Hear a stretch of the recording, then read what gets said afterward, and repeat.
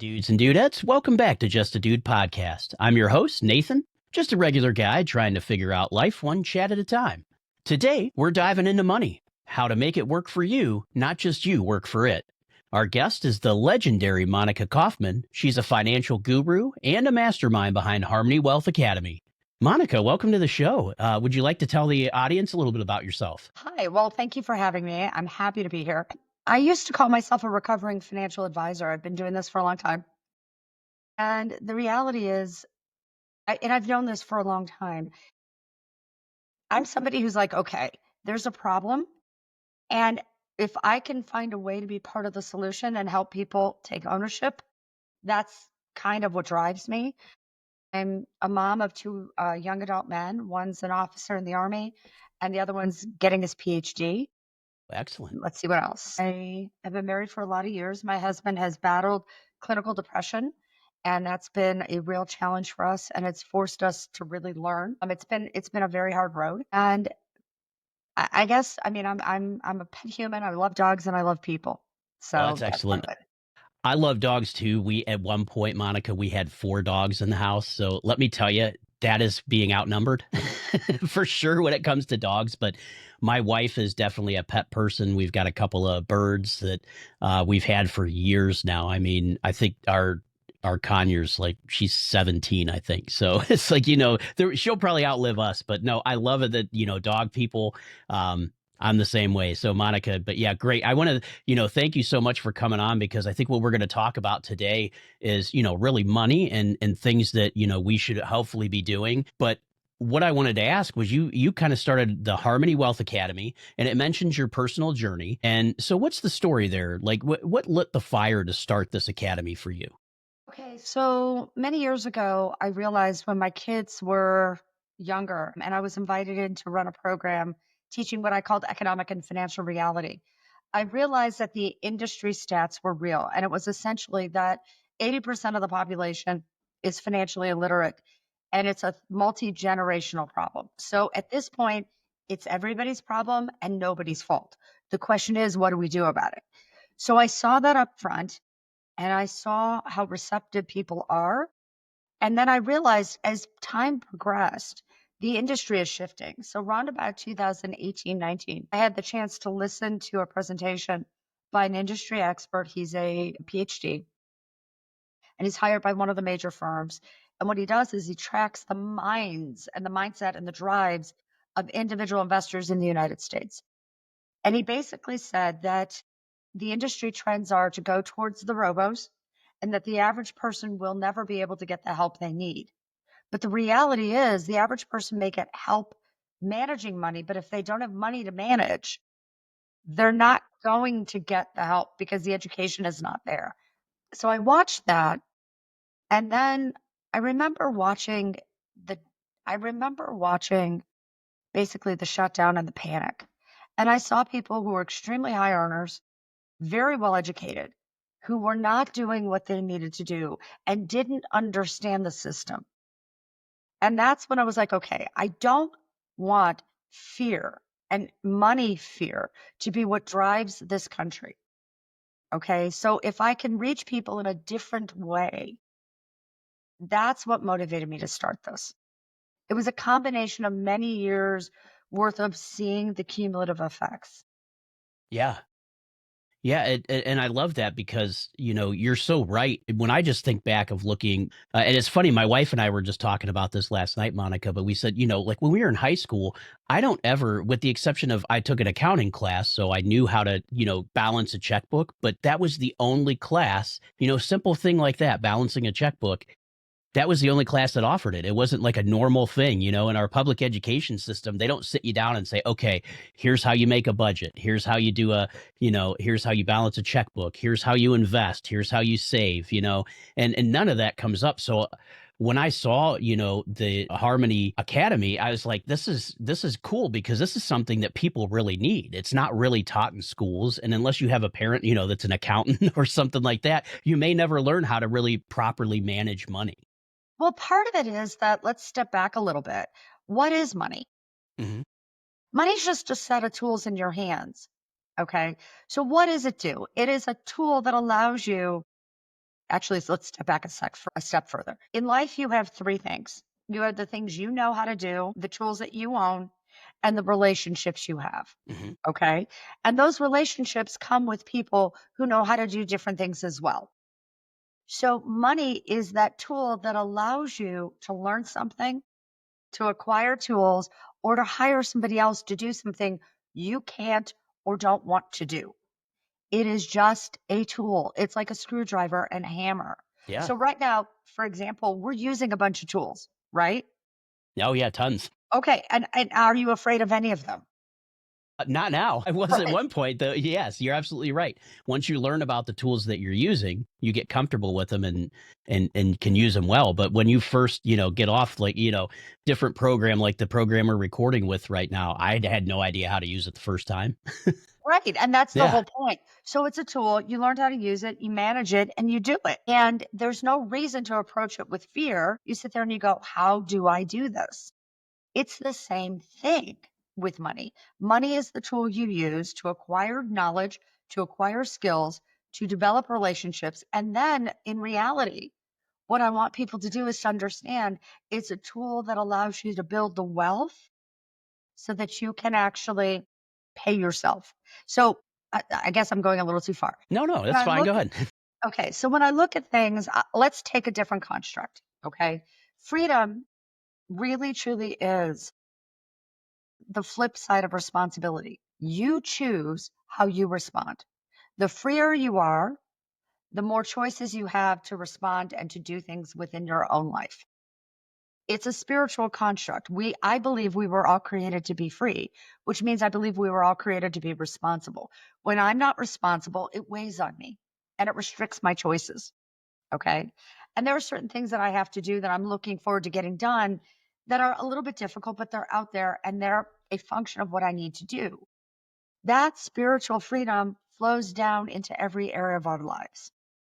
So the first area, really truly, that we experience this in is our physical development. Mhm. As babies, we can't do much of anything. We can cry, and then we learn how to do certain things. We learn how to giggle. We learn how to smile. We learn how to roll. We learn how to sit up. Okay. We learn how to make sounds. We go through that progression. If you take a look at life, you have that physical progression. And this one trainer from iFit used this construct. You start off in function, you move to health. Function is, do I know how to control the different parts of my body? Health is when everything works together Mhm. effectively. You move over to fitness. So, what is fitness? Do you have a definition for it? I mean, for me, it's just taking your body to that next level and keeping it at the healthiest point that it can be. Okay. So, he described it in a similar way, but what he said was it's the ability to handle the load. So, whatever load you can handle, that's your level of fitness. Same thing with financial fitness. Okay. So, when I look at that, I say, all right, there's the different pieces of everybody's financial life. It's not just their budget or their cash flow. Okay. It's to some degree their financial defenses, the amount of risk they're carrying and understand. It's some of their protection mechanisms, like, well, we'll go through that, but there are different protective mechanisms that you need to have in place. And then it's your foundation, and then it's your investments, and you move on from there. The ability to handle the load means that for whatever you need to do at that point in time, or for whatever your goals are at that point in time, you're not only paying your bills, but you're funding your load. That's financial fitness. And then financial performance is when you're building wealth that will pay you back. And so that financial performance point is when you build that out enough, you have enough wealth underneath you that work on a day to day basis becomes optional. Gotcha. So that's what I consider to be financial freedom. When you don't have to work your job, but you have enough money to meet your goals, pay for yourself and your family, and you're building a wealth that will actually continue to pay you. That's what that is. And I think that a lot of times we don't define our terms. So if we don't define our Yeah, goals, we don't get there. exactly. And, is this something from your point of view that has more to do with managing the money that you get, or, does can this be done at any level, any It financial can. level? It Yeah. can. And the truth is that when I was first in the industry, I joined Merrill Lynch and somebody said to me, "You have to read The Millionaire Next Door." And I didn't think they were very real, but that particular person allowed me to watch with a couple that came in, and they were in their mid 60s and retiring. When they were in their early 50s, their youngest child graduated from school, and they realized they were in debt up to their eyeballs and didn't have enough money to retire. They shifted everything they were doing, and she went back to work. They aggressively invested, and they saved as much as they could, paid off their debt, paid it down, and turned it around in about 12, 13 years, if I remember Wow. correctly. And they were able to do what they wanted to do. Round about that time, I got 2 referrals, and the first one was a professional, a doctor who unfortunately had had a stroke. He had children, and quite frankly, if he had not had the disability insurance that he had through work, and his Mm-hmm. family might have had a problem. Even though he had a high income, he had that lifestyle creep that came in, and he Yeah. didn't build what he needed. Yeah, because I think, and Monica, so many of us oftentimes, we always say, "Oh, if I could only make more money, then I could save more or I could invest more." But quite often we find that most people, and I've even fallen into this prey too, is as we get more money, we just then tend to spend that money instead of doing what we actually intended to do, right? Or, Well, that's things come up like inflation, or, things start costing more so you can't save as much. But yeah, that's yeah. part of it. But I had another couple, that second referral that came in was a couple that if you looked at them from the outside, you wouldn't understand the resources they had. And neither one had ever made a tremendous amount of money, but they made a decision early in their marriage that they would live off one income and invest the other. They were proactive on every level, and they had a child who was differently abled, and they did everything they could. So the only debt they ever carried was their mortgage. They lived in a very modest home. And when they retired in their 50s, and it wasn't their decision to retire, Hmm. both of them had situations that happened. They were financially okay. He went back to work out of choice, but not out of necessity. And that's the position you want to be in. Yeah, So absolutely. if you take a look at those incomes, which were modest, and you see the way they acted, they built out the wealth they needed. And you wouldn't think, based on their educational levels attained, Hmm. that they would have the sophistication that they had. They had that sophistication. They understood what they were doing. They understood their estate issues. Okay. They had their documents and their plan reviewed every 5 years because they had a daughter they were providing for. Hmm. They understood their investments. They understood everything that they were doing. Whereas other people with supposedly higher levels of higher education, don't have that degree of ownership. It Hmm. really is a decision. It's a decision that you're going to take ownership of this aspect of your life. Yeah, and, I mean, that's a decision that most people need to make, but I have to assume some sacrifices have to come with that sometimes too, right? Yeah, it is a sacrifice, but here's the thing. What I like to do is I look at people and I say, okay, you've done hard things in your life, right? Yeah, we all have. You've mastered things that were challenging. I can promise you that most of the things that you've mastered that were challenging are going to be less difficult than what you're going to do here. And if you can flip the switch and see it as an opportunity Yeah. to actually take ownership. Let me give you an example. I had a young individual that I mentored many years ago, and at the point that he got engaged, he sort of talked to me and he said, "Look, I've got an issue. I'm trying to figure this out, and my fiance and I want to save for a down payment on a house. How am I going to do this?" And I said, "Okay, where's the biggest area of money that you're spending?" He said, "Well, we go out with our friends every weekend. We go to dinners, we go to bars, but we want to hang out with our friends." And I said, "Okay, is there a core group of people in that group of friends that are at the same stage you're at?" He said, "They all were." I said, "Great. Yeah. What if you were to look them in the eyes and say, 'We're spending a lot of money doing this. Why don't we arrange once a week to get together at somebody's apartment, hang out, everybody brings some food, everybody brings a bottle of wine, whatever it is, and see if people go for it?'" He said they all went for it because they were all looking at ways to cut their expenditures, Yeah. and they saved money, and it made a difference. And the other piece is you have to look at the people around you. When you make those shifts, you have to either withdraw from people Mhm. or you have to deliberately choose to be around people who are going to reflect those same decisions. Yeah, so again, it's not necessarily a sacrifice, but finding an alternative means to continue to live that lifestyle without spending the extra money. Which, Well, like it's your in hard. your example too, you said, hey, they were going out with their friends all the time, and luckily they had a good friend set that was like, yeah, we'd love to save some money too, and Well, and they were that's a all great doing the idea. same things. They were Yeah, all doing the same thing. And that's the whole piece. It's sort of a you have to be very intentional about the people you invite into your world. yes, And I know that sounds harsh and cruel, but the way I look at it is I define excellence as being better each day. It is not a destination, it's a process. So I don't care what your field is. If you're in my world, it could be radically different from mine, it could be mine, it doesn't matter. Make the commitment to make sure that tomorrow you're even a third of a percent, a tiny little piece stronger and better than you were today. yeah.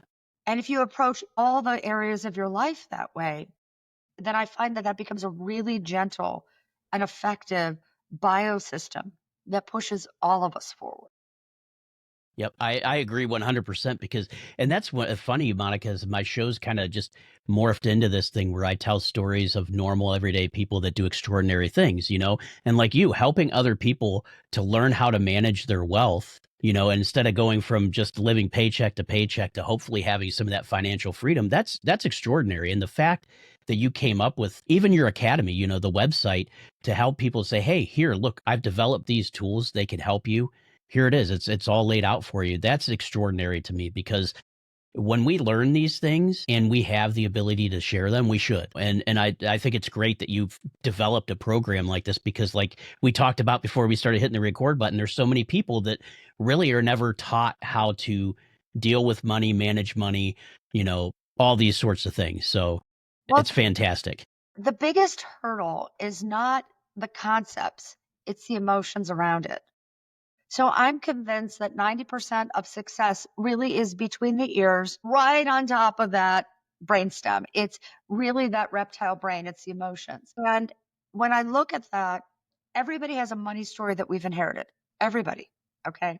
So I look, for example, at my mother and my parents. My parents got divorced when I was 6. My mother grew up in a family that was hard hit by the Depression and they didn't have enough meat.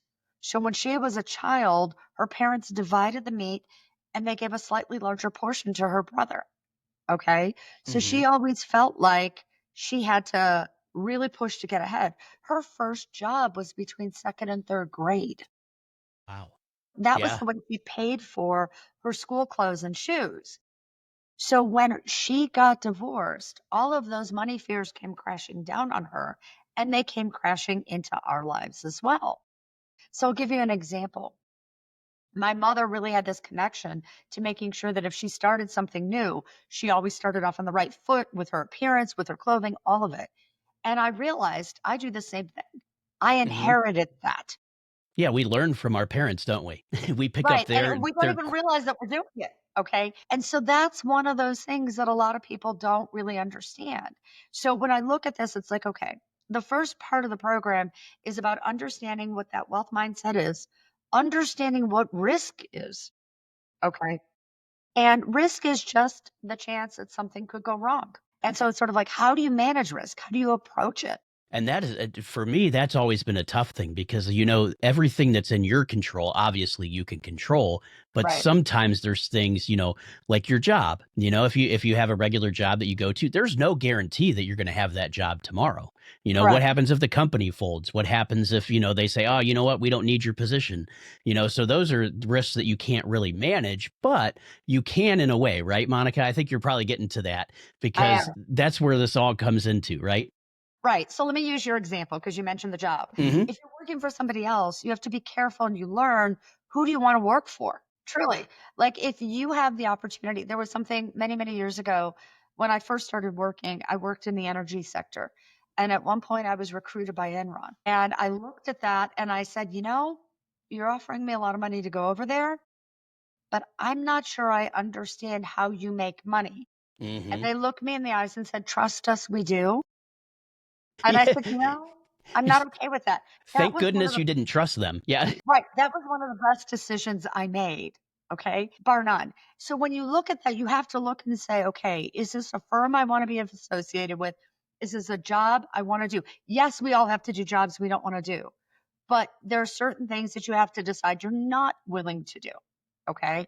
And as you progress in your life, there may be times when you're at a difficult stage or whatever, you still have to make those decisions. When we look at risk, for example, let's take the risk of driving. Do you drive? You as little as possible, but I do. Okay, fair enough. We all live in this country, and we do. And so I live in Texas. Driving is absolutely required where I Yeah, am. you have to, right? You're probably not in, where you could just walk next door and get what you need, right? Not even close. I mean, it's funny. Well, anyways, there's a grocery store that's now about a mile away from me. It moved in, they built it out. It's close, but it's not something, especially during Texas summer, where I would want to do my shopping and then walk back. Yes, yeah, exactly. I could if I had to. Okay. But Yep. here's the thing about this. You think about driving, okay? You can drive, which means you choose to accept the risk of driving. What's the risk? Something happens and you have an accident. You could be injured. You could be financially risk. You can ignore it. You can turn around and say, I'm not driving. I refuse to take this on. You can say, I'm going to let somebody else drive. I can transfer to somebody else. I can transfer the risk to an insurance company. So Mhm. you can retain the risk. You can walk away from it. You can transfer the risk. There are different mechanisms, and we make these decisions all the time. We need to, the more you learn about money, the more you learn how to assess your risk, what you're comfortable with doing, and what you're not. So, the Yeah. first part of the program is about how to think about money, what a true mindset is for wealth, but more importantly, how to shift how you think and feel about it, how to understand where you are emotionally on it, where you want to go, and how to make those shifts over time. So that's part of it. So you're learning a psychological Yeah. process. And then on top of that, at the same time, what we do is we build out certain financial defenses. So let me give you an example. What's the first benefit you should get when you get a job? If you have to work for somebody else. For me, it'd be healthcare benefits. Okay. Really? I want those, and those are critical for my people. But the first one you get is if you have to work for a living, and your employer offers it, the first thing I want you to look for is long-term disability insurance. Yeah, I love that because, it is funny you say that because my employer just started offering long-term and short-term disability, Awesome. and I was like, "I gotta jump on that." Yeah, absolutely. And I'm sure that the premiums were pennies on the dollar. Yeah, they were there especially through the employer, it was not much. Right. And that's the whole thing. So if your employer offers it, you want to get this. Now, hopefully, if the employer offers it, you pay the premium. And the reason for this is when you pay the premium with money that is already been taxed, after tax money, if God forbid you need to collect the proceeds on that insurance policy, you have to say, look, I'm injured, I'm sick, I can't work for this period of time. That money comes to you without paying taxes on it, at least on the federal level. Okay. And Mhm. that's what's so critical. You need to replace that income. And that's where I would say to people, that's where you start. And then when you go into the health insurance, you do that. Once we build out the financial defenses, then we look at building the foundation. And the foundation, then we work into things like your cash flow and how do you build out that emergency fund and how do you manage that? Yeah, So and go ahead. with that fund, is it still and maybe I'm getting ahead of myself, Monica, but I know for years people always told me you wanna have so many months' salary saved up in the bank in case you lose a job. Is that still a thing today? You know, I understand rules of thumb are easier for people to quote. Mhm. But the reality is, I teach my people to assess it from a different perspective. Every year, we're looking at cash on hand, and every year, we're saying, what's your real risk of something adverse happening? So, for example, when people approach retirement, I actually want to see debt reduction, but Mhm. I also want to see that cash flow go up. Why? Because I don't want people to have to from their retirement savings early or at a higher degree than they anticipate. Gotcha. So, and I saw this in 2008 when people had cash on hand and there was a market reduction, when there was a correction and Hmm. the values on their assets went down by 40% in some cases, those who had cash on hand could leave those assets alone if they were appropriate and allow Yes. them to recover. Okay. Yep. And, a perfect example for that. Sorry, I just because this just sparked Oh, something right. for me, Monica, but was, for myself, I had cash on hand. I had a bunch of investments with my 401ks and things like that. And, we hit that crash back there in '08, '09. And, I was just like, well, it's all right because that's money that I'm not thinking about right now. I'm young enough, it'll rebound. I know I'll get the money back. But on the other hand, my parents had just retired and all of their accounts, like the year before, all of their accounts just almost got wiped out by that. So luckily they had cash on hand, but yeah, that's definitely, I can see why that cash on hand is very important, especially as you get closer to retirement. And then another thing that I look at is I look at Roth and I look at Roth IRA and Roth 401k, and I walk people into how to use the system to maximize their results. And the reason why I do this is Roth IRA is it's probably the most important and most powerful account type in the system. And there's so many different facets to it, but it's one of those things where once you get into retirement, we know we have required minimum distributions. Hmm.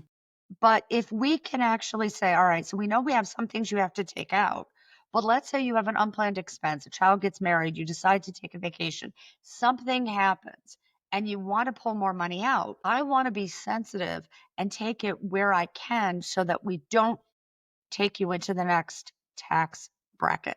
Gotcha. And so one of the things I look at people and I say, there's this system and I want you to learn how to use the system so that you can maximize your control over what happens to you in your financial life. And it's really the fact that, for example, I know that this happens a lot.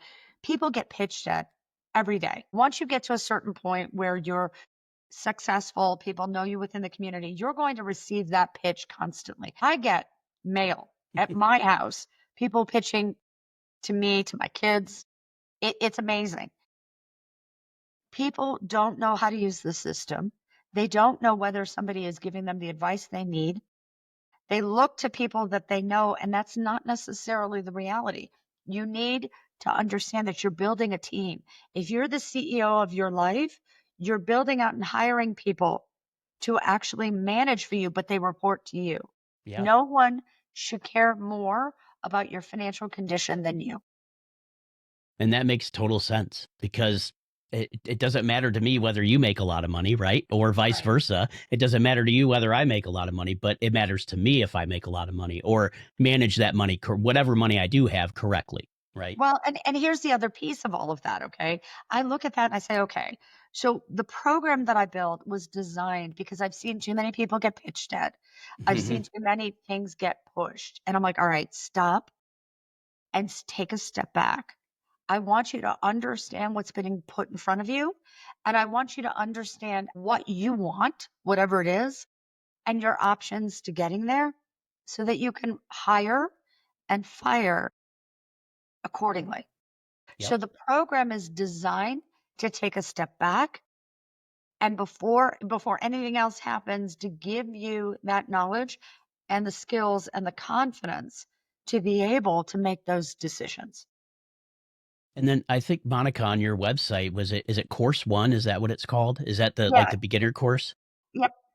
And Okay. then yeah, so if someone were to come to, if someone was to come to Harmony Ass or I'm Wealth sorry, Academy. Harmony Wealth Academy, come to Harmony Wealth Academy, and so their first step would be to go to course 1, right? And Yes. can you give a little bit of a, for the listeners, what that kind of entails, what that gets Well, them prepared for? the first thing that I would say to people is the first thing we're going to do is we're going to sit down and you're going to go in and you're going to get a welcome from me, a welcome from us, but it's going to be the emotional side, the psychological side. And really, what I'm looking at is very short, direct information given to you, 5 to 10 minutes, where you're going to do exercises on your mindset a day. I know time is crunched and it's at a premium. Yeah. Okay. So you're going to do mindset pieces and you're going to walk through building your fences. Why? Because when your mind is in the right place and you have the tools to be able to manage things, and you have the confidence in knowing that if you get knocked down, you're going to get right back up. Okay. Yeah. It's a lot easier to go forward and start dealing with the cash. Now, one of the things that I have people do, and this is based on experience, I have them hook up their bill paying account or their expenditures, whether it's one or two counts, wherever their debit card is coming from, whatever they're spending, whatever bills they pay. I have them hook it up to our financial management software, okay, financial planning software. We use eMoney, which is owned by Fidelity, and we use it. They hook up that account. We're going to leave that alone while they're building out their fences. Why? Because at the end of the first few weeks, we're going to flip a switch and they'll be able to see where their money is going. And the important thing for them to do with that is to understand, okay, where did my money go? Was I aware of what I was doing? Was I not aware of what I was doing? Where are my opportunities for change? And then we're going to walk into the cash management piece where we're dealing with the debt reduction as well as the emergency fund expenditures. Nice. And I have some experiences with this. I had a young lady call me. She was a young exec. Her firm paid for her to meet with me, and she had gotten herself into some financial difficulty. Her husband was in federal law enforcement, Hmm. and they made a decision. They borrowed money from family, and they decided to do debt reduction at an aggressive pace. And I said, "Great, where's your emergency fund?" And she got very, very angry with me. "I don't need an emergency fund." I said, "What happens if Hmm. you can't work?" And Yeah. she said, "Why would that ever happen?" Okay. So I said, "What happens if you're not working? Something happens to your job, your husband's job, whatever, and you don't have an emergency fund. Why would that ever happen?" Okay. 1 or 2 weeks after the shutdown, she was Yeah. laid off. Okay. Yep. And the result is you have to move forward. It doesn't have to be a one-to-one number. Okay. But you have to fund that emergency fund while you're paying that debt. And Yeah, if and you that makes don't, sense. Yeah. what happens is if you're taking on a chance that nothing's going to happen. But if something happens is what happens without that emergency fund is you're going to wind up back in debt. Right, because 'cause you'll You're start gonna- using credit cards or you'll start Correct. doing whatever, right, just to make Right. ends meet until you get that next job, and Correct. then you're behind the 8 ball again. Yep. And so the point that I was trying to make, you really desperately need to have that sense of having both. It's a foundation that rests on two pillars, not one. And once you learn how to manage that, when we can start building up, we can start talking about learning about the retirement system, learning about the tax system. I'm not an accountant. I'm not going to tell you what to do with your taxes. I Right. want you to understand a lot, enough to be able to understand what type of tax professional you may want to use, under what circumstances, and how to move forward with it. Okay. And so we go through all of these different areas of it, including to some degree some of these estate planning. So let me ask you a question. Yes. Do you know of anybody who's died without having a will? Well, technically, yes, but, so my father-in-law passed, they did not have a will, but my mother-in-law was still alive, so in Ohio law, everything just transferred to her, and then we got a will for her once, he passed on. So it's very common. Some people estimate between 60 to 70% of the US population does not have anything done. And when that happens, you are taking this massively huge risk. What I want people to do is to understand you're better off choosing how things happen than letting it slide. So we Right. walk through some of those different things. We walk through all those different pieces. The objective is to put you in a place where you know issue by issue, task by task, how you want to proceed and you're able to march to it. Because the truly financially free take care of all of this stuff. Yeah, it makes sense to me because, I mean, I'm just thinking about, even if you did have a lot of wealth and didn't have a will, say it's just me, right? And I have, and maybe even it's not a lot of wealth, but maybe it's enough to get me through, the rest of my life per Right. se. If I don't have a will, the state's probably going to get all that or the government, somebody, right? Well, if you're still alive, let's put it this way. Okay, And think I'm about talking if I were to pass, okay, but that then that money would. think about Britney Spears. Mhm. Okay, she did not have any of her documents done, and whether you agree about with what happened to her or not, when she was in a position where she was deemed vulnerable Mhm. and not able to manage for herself or whatever happened, her father stepped in. If she had actually set up her own trust and set things up with an attorney, if she had worked with an attorney who said, you know what, you don't think anything's going to happen, but it might. So, under the worst circumstances, what would you want? What would you not want? Who would you want to deal with it? And Yeah. how would you want it to go? And I could see the relation there too, like to a living will or, a do not resuscitate order, right? So sort of things like that. What do you want to do to make decisions even easier for your family and have pre-made those decisions, right? I mean, that's Yeah, really what we're looking at and is that's saying, what are we going to that's do with this if something that's the happens? piece that drives me crazy. Because let's put it this way, okay? People think, oh, it's just about who's going to unplug me. No, Right. usually there's a lot of steps between illness, injury, and death. There's a lot of steps in between. And all the way along, who has the authority? Had a situation, we had a family event in Colorado, and my mother flew out there. My mother had had surgery a few days prior. It was amazing that she got on the plane, but she did. She was determined. All of her grandchildren in one place, she was there. Okay. Absolutely determined to be there. So my mother got there and we needed to get her some help. Okay. There was a situation that needed to be resolved, not critical, but uncomfortable. And it really needed to be dealt with. Thank God my mother was awake.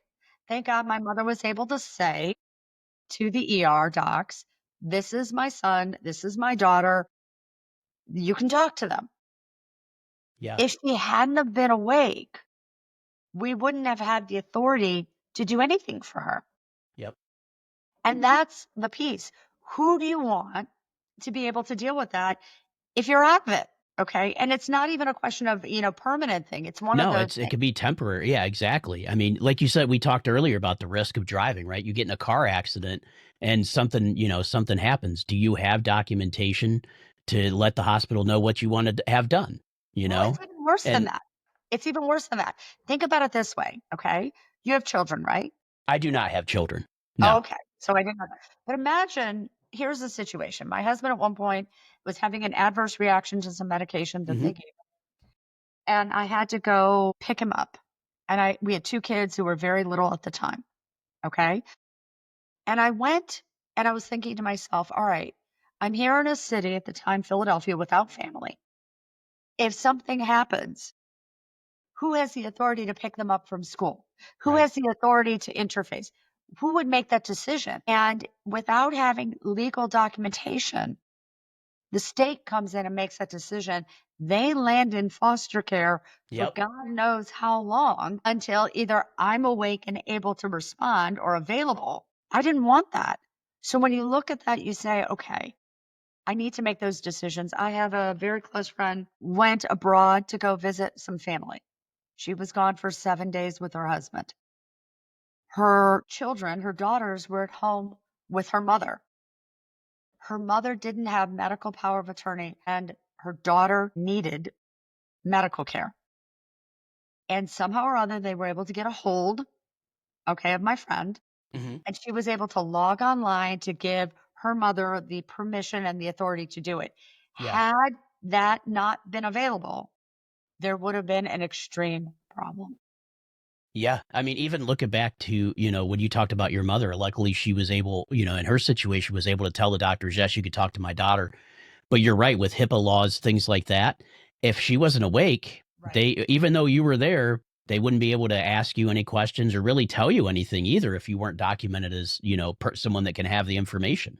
Or even think about it this way, I'll give you another example. My son at one point was in my oldest, the one who's in the Army, he was at school and he had an accident while running, Mhm. okay? And he was in the Corps Cadets at A&M, and he had he tripped and fell. And if I wound up going down there and I didn't have a medical power of attorney on him, And okay? because now he's an adult, right? Because now he was an adult, he was able to turn to the ER doctor and say, "That's my mom. I'm out of it. Talk to her." And that was it. And if he had not been able to say that, we would have had a problem. Even further, I didn't have a general power of attorney on him. So if he needed me at that time to go to the university and let them know, like if he had, God forbid, wound up in the hospital, Right. no one would have notified the university and he would have had a problem. So it's one of those things when your kids go off to college or when they turn 18, get that medical power of attorney, get that general power of attorney so that your child isn't left floundering and you don't have to go through the process of petitioning a judge. That is a great that's just great advice in general because you're absolutely I don't think a lot of people think about when their kids go to college, about what happens. I mean, they know that, you've got the nurse or the, whatever medical department they have generally on campuses, but you're right. If something happens to your son, especially if you're think about it, if you're a parent across the country, you know, Exactly. that could be extremely scary. So it's great that you're bringing not only up the financial things, but some of these other things too, like having a will at the end of life, so you could determine where your things will go. Well, and it's really just a question of literally taking stock and taking ownership and saying, what do I need to do? And how do I need to take care of this? It is so much less expensive to actually get in front of it than it is to get up behind it. I mean, even with the medical power of attorney, I remember going to the local hospital and saying, I need a medical power of attorney just in case. Okay. And I need this. I have a medical power of attorney. I gave it to one of my brothers. They're both doctors. And several years ago, I needed to have surgery. And my brother was there and available on the phone with the doctor. But on the other hand, I had my son, who was an adult, right there available to me. Right. Okay. You have to really stop and think, let's make this simple. Mhm. Who do I want making decisions? Who do I not want making decisions? And that's Yeah, critical. and remove those decisions if you can make them yourself ahead of time. Yeah. And Yeah. it's one of those things like you think about this. I one time lost a young colleague who died in a motorcycle crash, 26 years old. But let's imagine that instead of dying, that he had been injured. Without that medical power of attorney, without that general power of attorney, who would have notified his employer? Who would have gone to his landlord because he lived in an apartment and said, "He's not here. I need to make sure that the bill gets paid." Who would have had the authority to do that? Make things easier so that you can get what you want. I'll give you another example. Like, for example, documents. People used to talk about putting them in a safe deposit vault. Right. Here's the problem. If you don't give the person that you want to be able to manage that the key and the authority to get into the vault, they have to go to court and petition for that.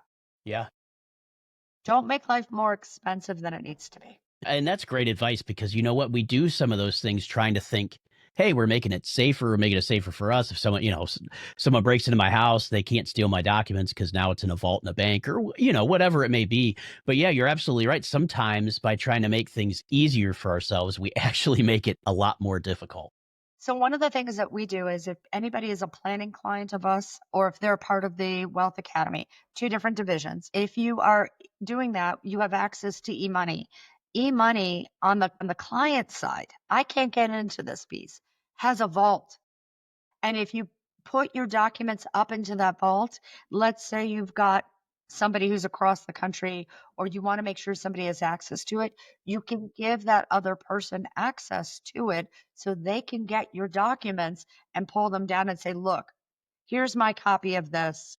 Here we go. Can I please take care of so and so? Yeah. That's great. I mean, that's a great tool. And with the Wealth Academy that you're doing, and I know you have there's the Wealth Academy and what is it? I'm gonna mess this up. So sorry, Monica. What because it's the same. It's Harmony Assets. Is that what it is? Yeah, Harmony. We're an RIA, so we're a small fiduciary boutique firm. And so there's also the asset management piece where we manage people's money.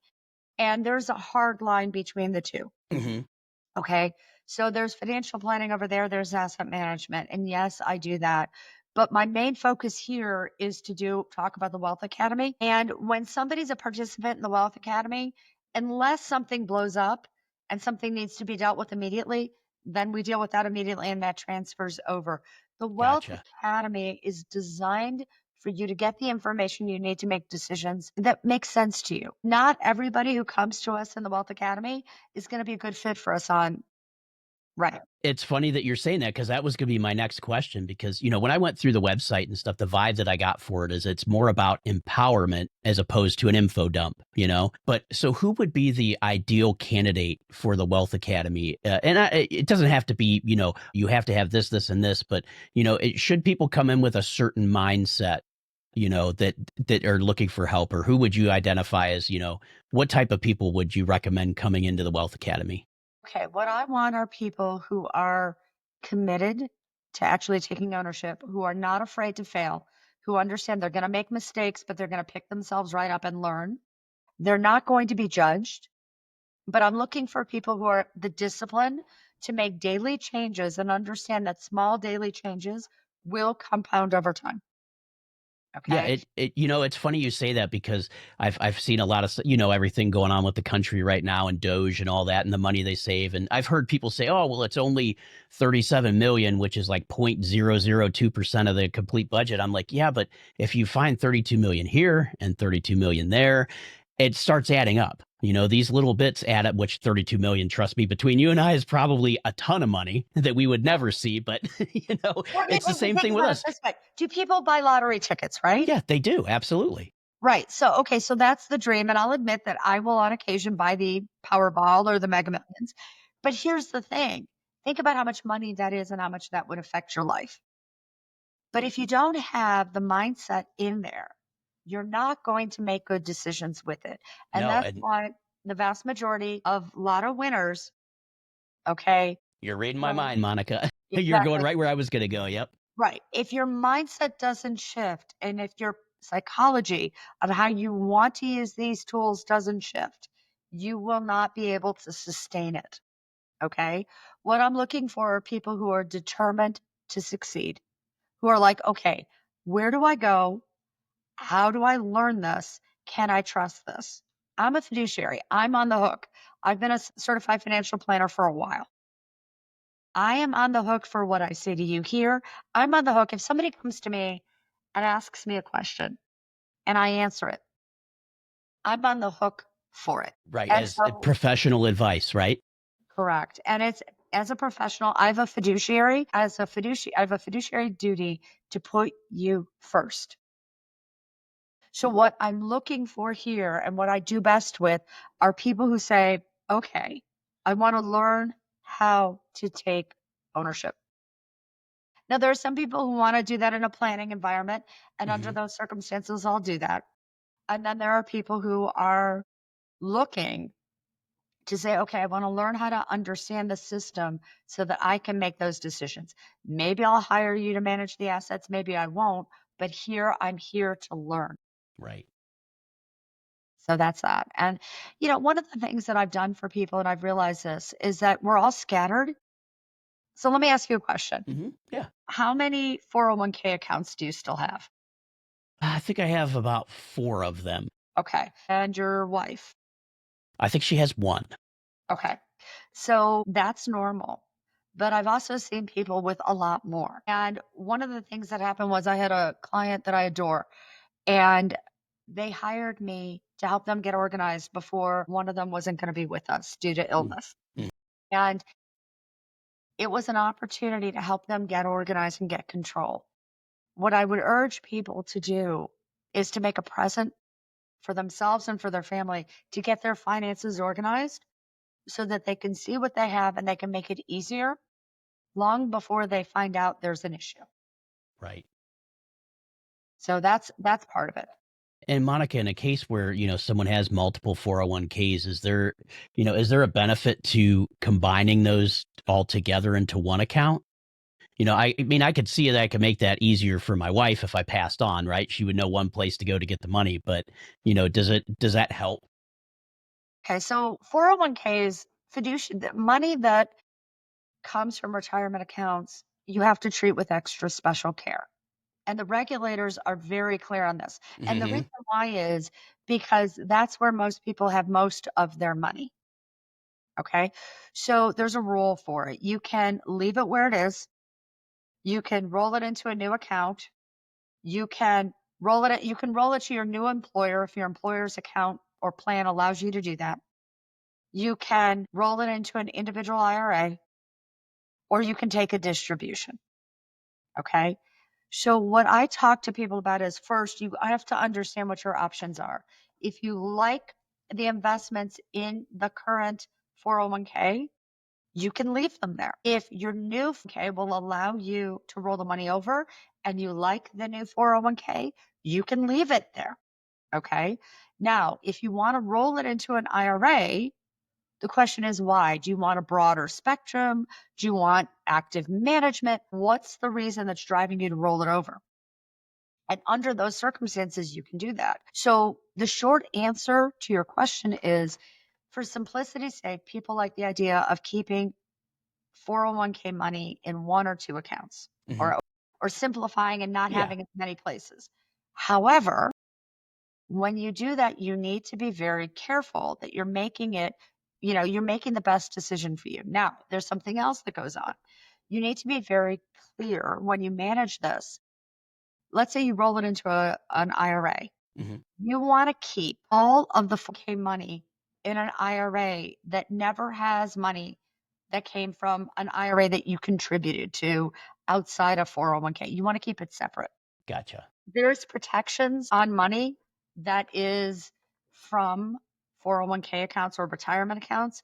Why? Because it's protected up to certain dollar amounts. Mostly for 401k money, it's protected the sky, it's a high number, okay? And it shifts. And it may be, but you don't want to put yourself in a position where you commingle money that's not from a 401k, that's from a standard IRA, and have issues with that. I don't want to give you hard and fast numbers Yeah, with it. yeah. But that could cause some tax issues in the No, future, not right? tax No? issues. Oh, Think okay. OJ Simpson, okay? Mhm. OJ Simpson, why couldn't they attach his pension? I don't know. It's because it came from retirement money. Okay. So even though there was an outstanding judgment against him, they couldn't attach his retirement money. Now, if you get into a car accident, God forbid, Mhm. okay, or you get sued, God forbid, let's say you're in a profession where you get sued. What happens if you get sued and the amount of protection on the money because it's not because you commingled those employer-based Mhm. I got you. I plans? see what you're saying, yep. From the perspective of it, without getting into technical terms, the way I look at it is this: rollover money goes into an account that's rollover money. Okay. If you want to keep it at an employer or you want to roll it into a new employer, you have that right. If you don't mind having four different accounts and you want to keep it where it is, you have that right for simplicity's sake. Mhm. Okay. Or whatever it is, you have the right to make those decisions. You need to keep into account and just be very careful to protect it and to keep employer sponsored retirement plan money Separate. labeled so that you Yep. understand what that is. Don't collapse everything down so much that you commingle where it came from. And that makes sense. That makes perfect sense to me, Monica. And thanks for that, that information because, I didn't even think about some of the protections that you have with keeping it in a 401k account. Like you said with OJ Simpson with the lawsuit, right? They couldn't touch it. And it's funny because I didn't know that. But it's good to know that that at least affords you some protections for down the road, but hopefully we're Massively, not, yeah, hopefully we're massive. not getting sued. Well, but you But know what? Here's the thing. Okay, I look at it this way: if I play defense, defense wins championships. mhm, So if I teach you how to play defense and you feel more protected, what do you care? yeah. I mean, that's a huge win to me, actually. So to Well, feel and more it, protected, right? yeah, it's one of those things. It's like one of the things that we do in the beginning part of this. I have never had a property and casualty license. But I want people to understand what property and casualty insurance is concept wise. And then I want them to understand why, for example, and I'm happy to introduce people to a plethora of different insurance agents who can explain this. You don't want necessarily to have the cheapest car insurance, Yeah, okay? Or homeowners exactly. insurance. Right, okay? So it's one of those things where it's like, look, you need to understand and manage the risk and get what you need. I had a situation where many years ago where someone came to me and asked me, did she need a umbrella policy? Mhm. And the answer was, well, tell me a little bit more about your situation. And I knew that they had quite a bit of investment real estate. And I Okay. said, okay, you have more than what you have in terms of your coverage in the event of an accident. And her comment was, yes. I said, uh-huh. How is that titled? Whenever we walked into that. And I said, look, you need the umbrella policy just in case you get into a car accident and you're sued for more than what the coverage is. And I asked her how expensive the umbrella policy was. And at the time, it was about $160 per year for 1 Jeez. million. Nothing. Yeah, that So she went through that and she said, okay. So she wound up talking to an insurance agent, buying that coverage. A couple months later, about 4 or 5 months later, she had a car accident. She was at fault, oh, concussion and soft tissue injury. And she and her husband were hit with a lawsuit for $2 million. oh my goodness. So long story short, we wound up talking about this. And what happened when they did this was they wound up with a better quality attorney because more money on the line for the insurance Mhm. agent. Mhm. And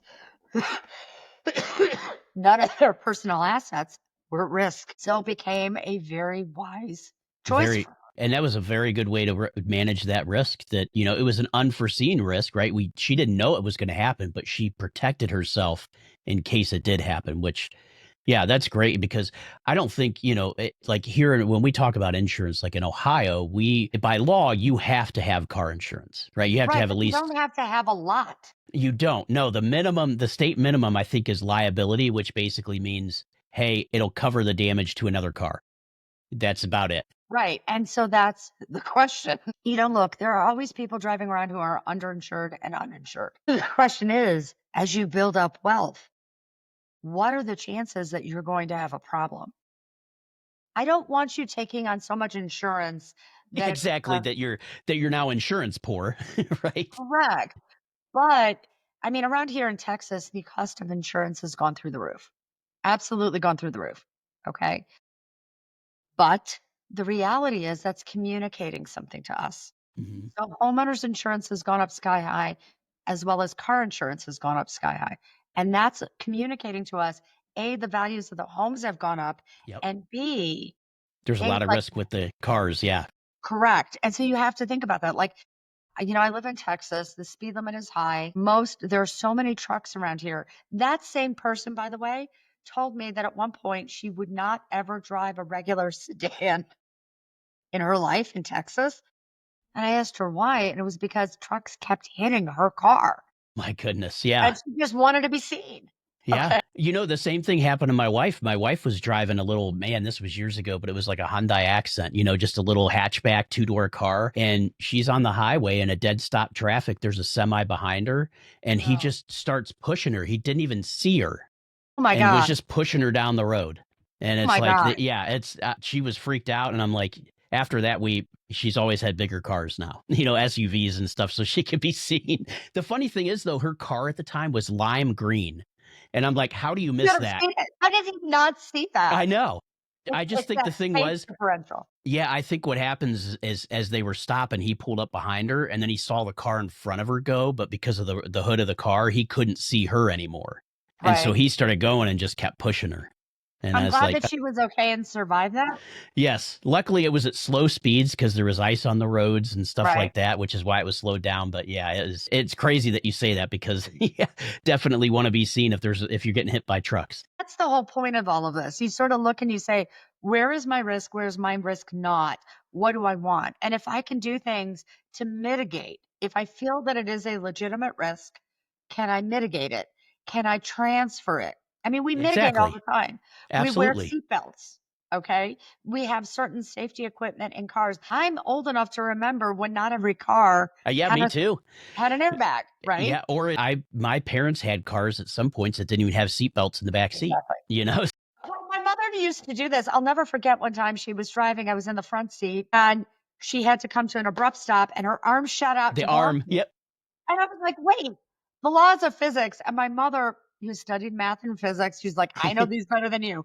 She's like, this is just habit. Okay. Yeah, it's so funny though because that probably came because I know, for a long time, back in the '60s, it was just Right. lap belts, right? We didn't have shoulder belts, and stuff. And before the '60s, there was nothing, a big metal dashboard or a windshield you could go through. Yeah, absolutely. And you think about that, like I'll never forget having conversations with my mother-in-law. She didn't understand why I was so insistent on car seats for our kids. Yeah, And it was like, look, this is not me being ridiculous. Oh, well, the kids sat in the window well and they had a great time. exactly. In the back window. Yep, Okay, so first of all, that's a violation of federal law at this point. And second of exactly. all, but second of all, it was like, look, do you know how much steel there was on those cars back then? So And she's like, much. well, and I said, yeah. And do you know how much bigger they were? Yep, heavier. But Exactly. heavier, bigger, more steel. It's not the same thing. So many of these cars are not that big anymore. No. No, and it is weird. I mean, but yeah, it's weird that, the way that they're designed now too is the cars are designed to crumple, where the old cars were decided just like they'd penetrate anything. That's the other thing, like, I'll never forget that when they had the 3rd seat on the SUVs, and I remember talking to a car salesman, he said, "Don't get a car with a 3rd row." And I said, "Okay, why not? Tell me why not." He said, "Well, that's the crumple zone on this car." Okay, Yep, no, makes sense. I don't want anybody crumbling back there, Yep. so Yeah, especially when you're putting your kids in the car. That's definitely not something that you want for sure. now But I know that the design has been updated, this was yeah, many years ago, so I'm not whatever. But it's one of those things where you sit there and you go, these are mitigations. We do this all the time. So we retain, we transfer, we mitigate, or we completely deny. Those are part of our everyday decision making process. yeah, and So, that's so why would we do that with our money too, right? And our right, financial freedom. right. And then the other piece is when you understand that so many of these things are so much easier to do than it is to correct for it. So one of the things I walk through with people is identity theft issue. Mhm. Okay. So we have two-factor authentication on everything we do. I am the identity theft Nazi. Why? Because many years ago, God, this was many years ago, my husband was working in New York and he had a medical issue. And somehow or other, his identification, all of his stuff, somehow or other got used by somebody for medical care he didn't need. Oh, wow. And it took us a long time to resolve that. Yeah, It's like, look, let's talk about what we can do. And how do you fix that? How do you be aware of that? How do you deal with that? yeah. No, you know what I love about this too, Monica, from everything that you've said so far. So I know, it's just, you're not just throwing information about to people. You're trying to empower folks to make the best decisions for themselves, and to not only that, but take that emotion out of it, so to speak, and kind of think about things a little bit more logically, right? Well, that's part of it, but I also want them to channel the emotion. I know, for example, emotions are motivators. Okay. So Yeah, they are. right. So if you care about something, I want you to channel the decision in line with what you care about so that you're motivated to stay with it. Yeah, that makes sense. I love Okay. that. And so here's the thing. I'm asking for you to channel those emotions and channel what matters to you and understand you're not living to work. You work to live. Okay. What's Hmm. important to you? What matters? What keeps you up at night? What are you willing to sacrifice for? Once we know what that is, it's a lot easier for you to actually make those changes. And they don't even feel like changes when you do them in small, Yeah. manageable pieces. And it's funny you say that because it's something I could go to. In my profession, I'm what you may have never heard of it, but I'm a scrum master, which is essentially is a fancy term for a project manager for technology, right?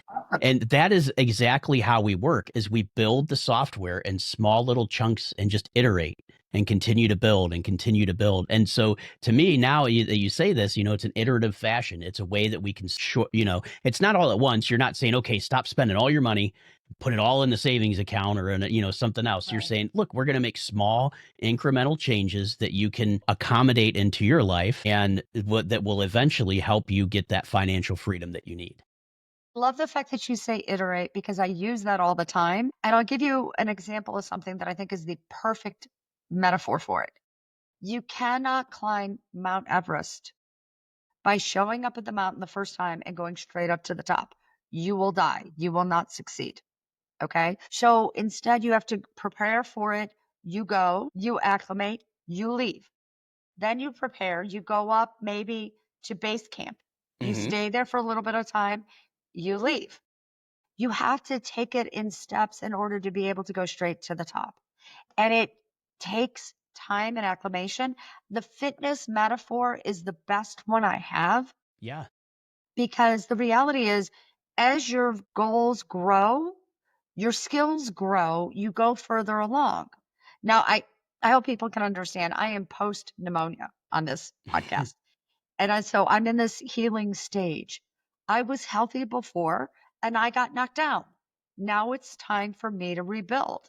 Okay. Now it's time to get my health in line, get everything put together, and then start rebuilding fitness. It takes time. Yep. Okay. Yeah, The you time don't is just show up at the like you said with your, with the Mount Everest, but same thing with the gym. You just don't show up at the gym and say, "Okay, I'm fit."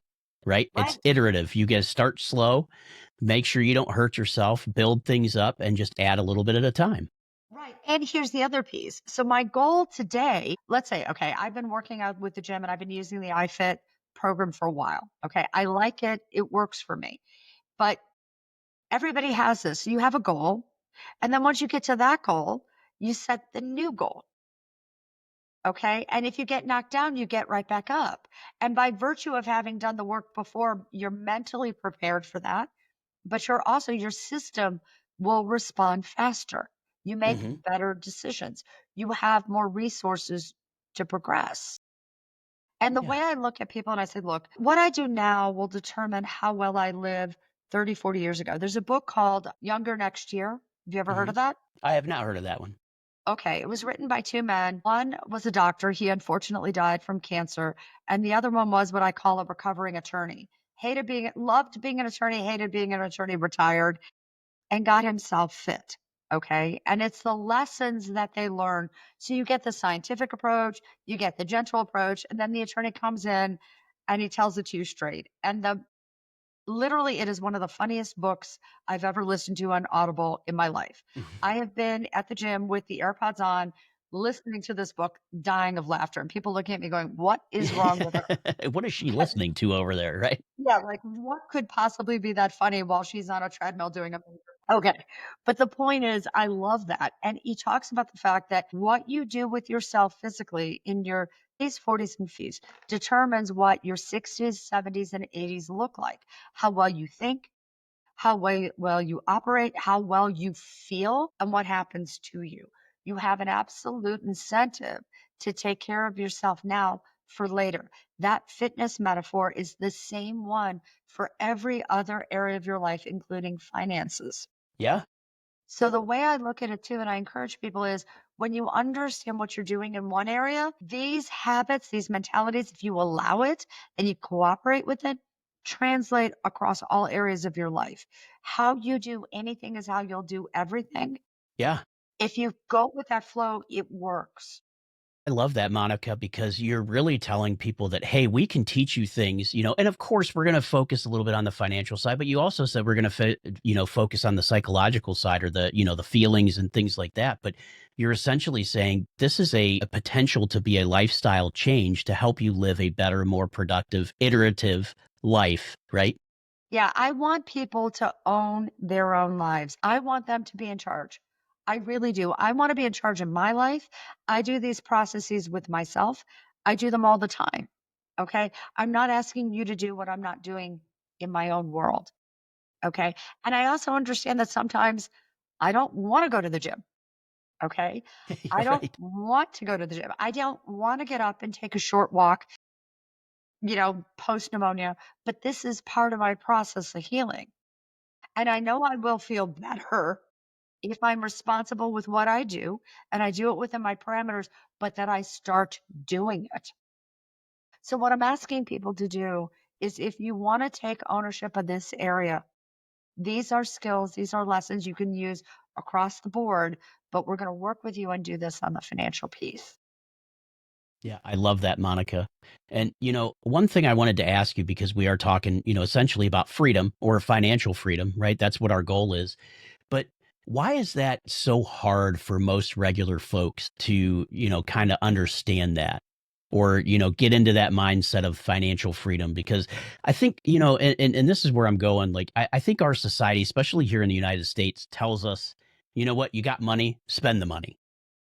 Part Do of you it, think that has part to do with it? Sorry, that's go ahead. part of it. The culture works against us all the time.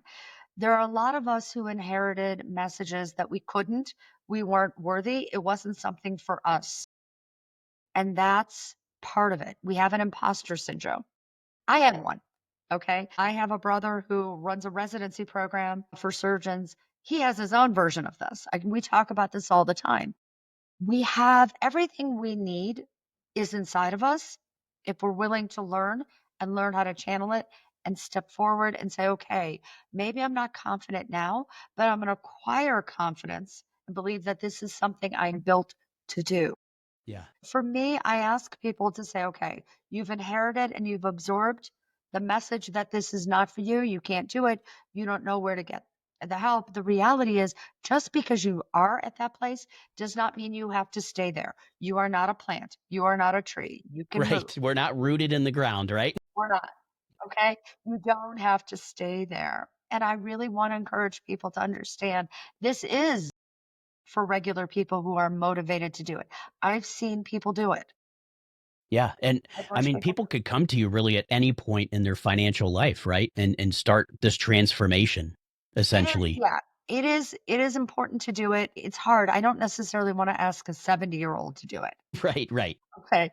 But it is really just designed where we're planning on offering a program starting in June for younger people who are just launching their lives.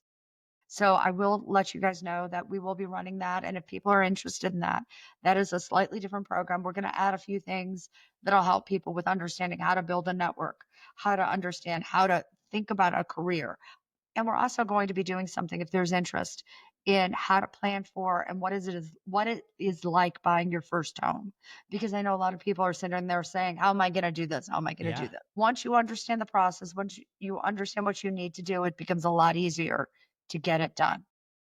And Monica, that's fantastic because like we talked before, obviously, we started recording, but one of the things we talked about then was, in high school, they just or anything, you don't really get taught any of this financial stuff, right? Unless you go to a specific class like, an accounting class or something like that. And, so it's nice to see, folks like yourself that are coming out there and noticing that, hey, our younger people don't really have the not maybe not have the knowledge or didn't get the training or teachings and saying, you know what, hey, we're here to help. If you need it, we're here. Okay, so funny story about that I just want to tell you is my 27-year-old who's an officer in the army. Hmm. Okay. I adore him, and I'll never forget, he went off after he was commissioned, he went off to what like, it's kind of like an induction, and they signed him up for all of his benefits, and one of which was the 401k, the TSP. Hmm. And he has heard me for years talk about how to work within the 401k, what the investments are, how to understand what they are. He's heard me give this guidance for years Right. to He the lived point where with it, right? my kids can actually quote me on a lot of it. And he walked off, and when it was him, he wasn't thinking about everything I told him. He actually was paying attention to the drill sergeants who were giving them information, the master sergeants who were giving advice and trying to answer questions. And he came home, he's like, "Oh, I'm just gonna do what the master sergeant said," and said something.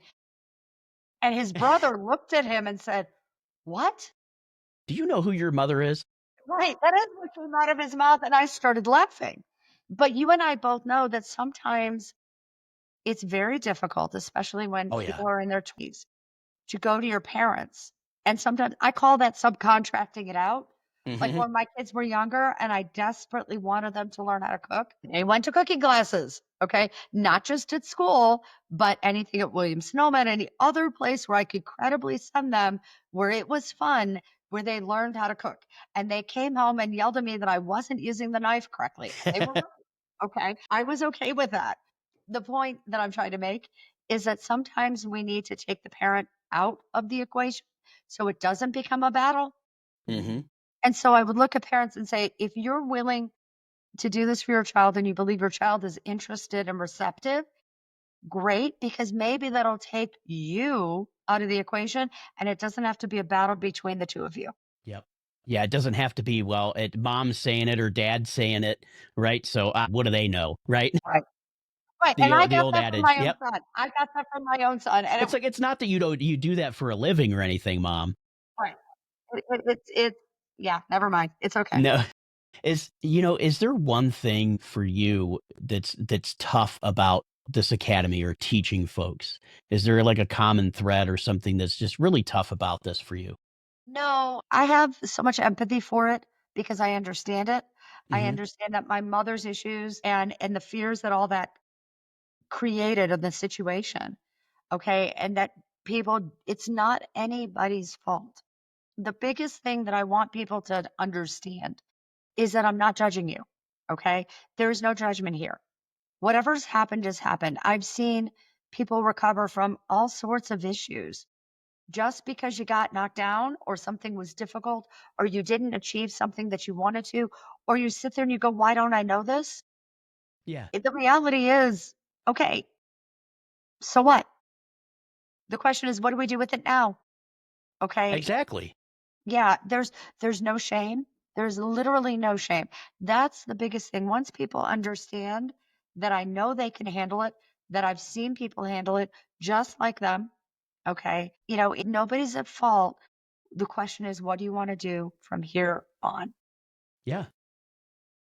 And that's a great point. I love that your willingness though to teach people and take this to the next level because, like I said, a lot of us don't have that knowledge and have never really been taught properly how to do things. So I love the fact that you've got the online, wealth academy, and but not only that, you offer asset services if people want to go a little bit further, which is fantastic because same things, I don't trust me, I don't know all the right investments to make, so sometimes you need to have someone manage your assets for you that maybe are a little bit more into the market, right? But it's part of it. I mean, I really love and I appreciate I love what we do, and I love the team that I have that does it. So, I do a lot of financial planning for people, and it's a question of literally saying, "Okay, what do you want? What are you building? What are you looking to protect? What are you looking to achieve?" Okay. But that's where I'm literally working and giving advice and guidance. The academy is designed to teach you the skills so that you know how and when to hire somebody like me on the other side. Yep, do it at the Okay. right time. Yep. Well, and not only that, do it with confidence that you're comfortable with what you've got. I've had people say to me, we hire those we know, like, and trust. Mhm. And I've looked at them and I've said, okay, how do you know this? They're like, oh, well, I know somebody who has money. How do you know that they have money? Well, they say they have money. Mm. Most of the people I know of who've been successful don't start off a conversation saying, No. okay, most of them don't do that. And then it's like, well, how do you judge them while they're driving that car? Well, the reality I is, yeah. They the they could have reality, a $2,000 car payment on that, right? right? Okay. And the people that I know of who are truly financially successful don't flaunt it. They You're are right. not necessarily the ones who have what you think they have. So, Yep.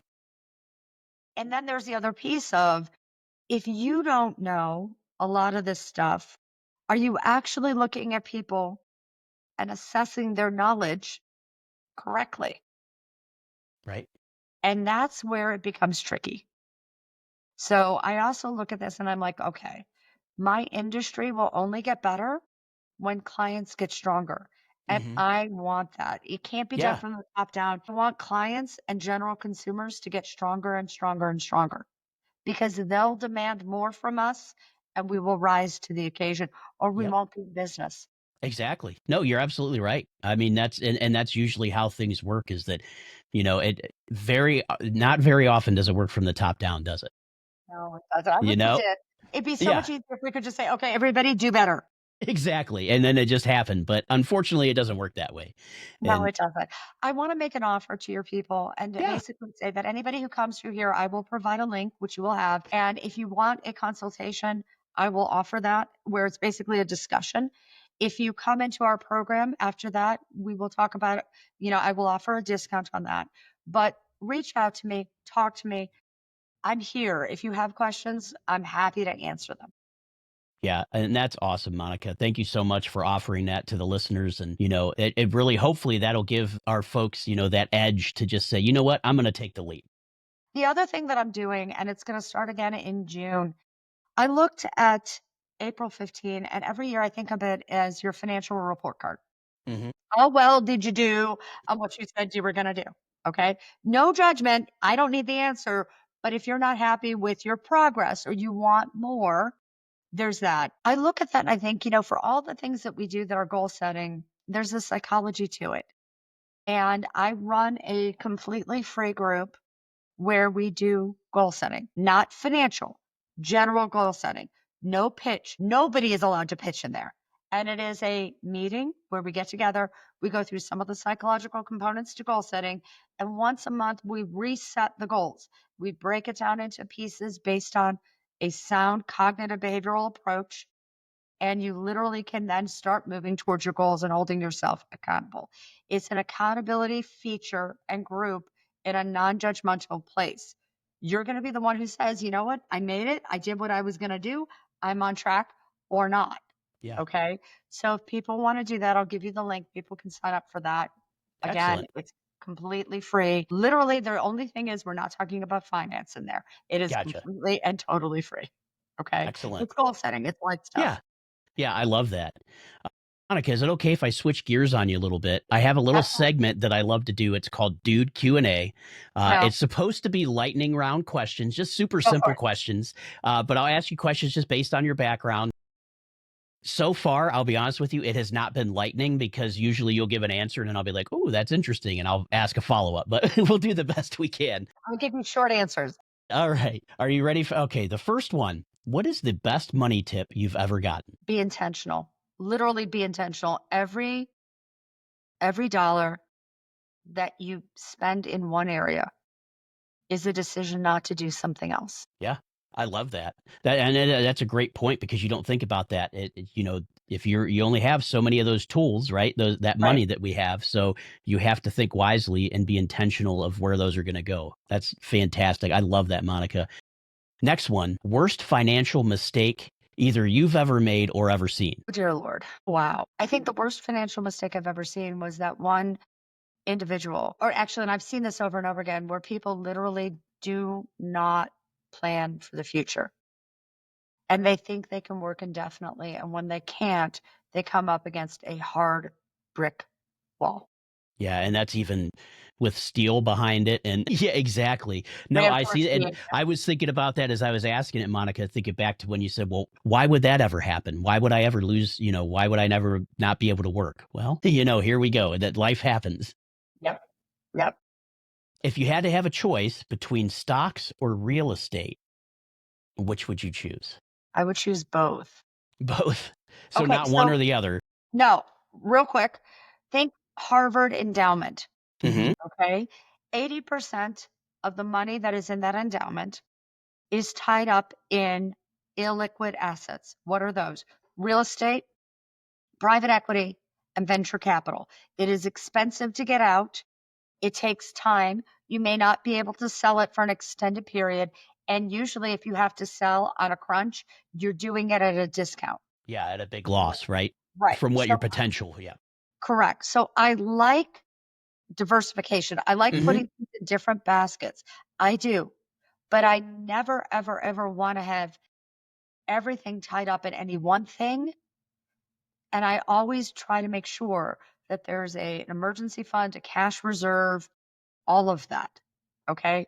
So don't get greedy, diversify, spread it out. Don't do one thing to the exclusion of everything else. Yeah, excellent. That's great advice. Is there that you're aware of, and maybe there's not, but is there an app? Just thinking of technology, is there an app out there that every person needs for money, or that No, you would recommend? No. no, no, mm-mm, no.